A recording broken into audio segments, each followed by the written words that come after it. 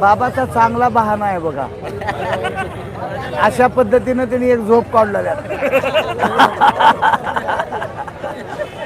असाच बहाणा सरकार करणार आहे आपल्या बरोबर.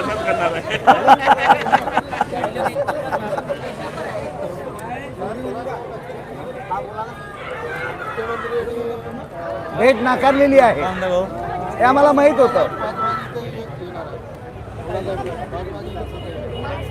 लोढा साहेब 5 वाजता इथे येणार आहेत. लोढा नको हो, ते वोडा आहे ते आम्हाला कोंड काय ते त्याच्या हातात काहीच नाही.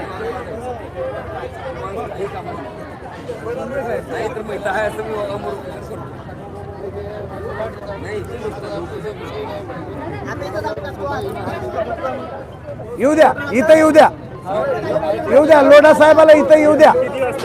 5 वाजता येऊ द्या.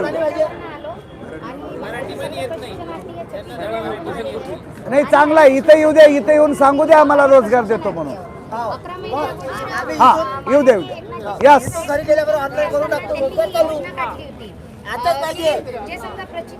5 वाजता कौशल्य विभागाचे मंत्री मंगल प्रभात लोढा इथे येऊन आपल्याला रोजगार देतो म्हणून सांगणार आहेत. मन येऊ द्यायचं का त्यांना? इकडं येऊ द्यायचं का?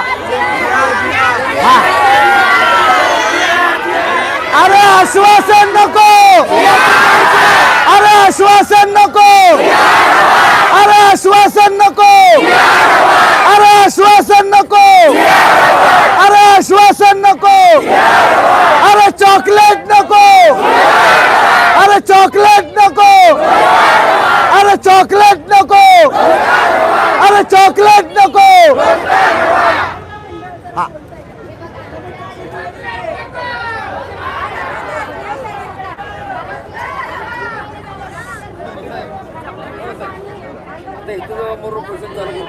यस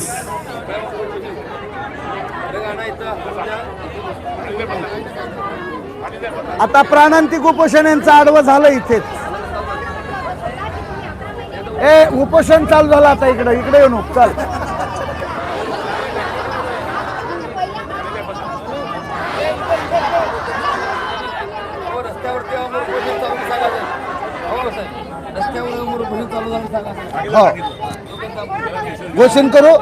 घोषित करू का? पुन्हा उठून पळालो तर बघा. नाही ना?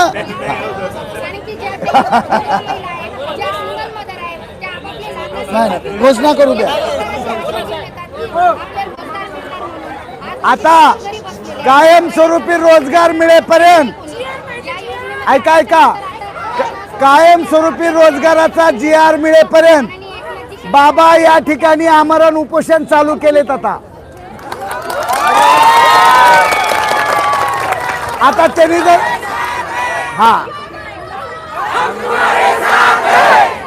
आता इथून बाबा उठून जा.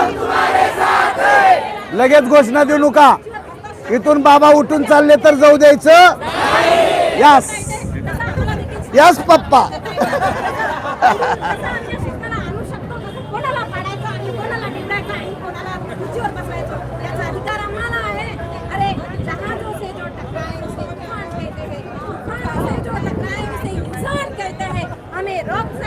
पुन्हा बाबा म्हणतील मी कुठं म्हणला?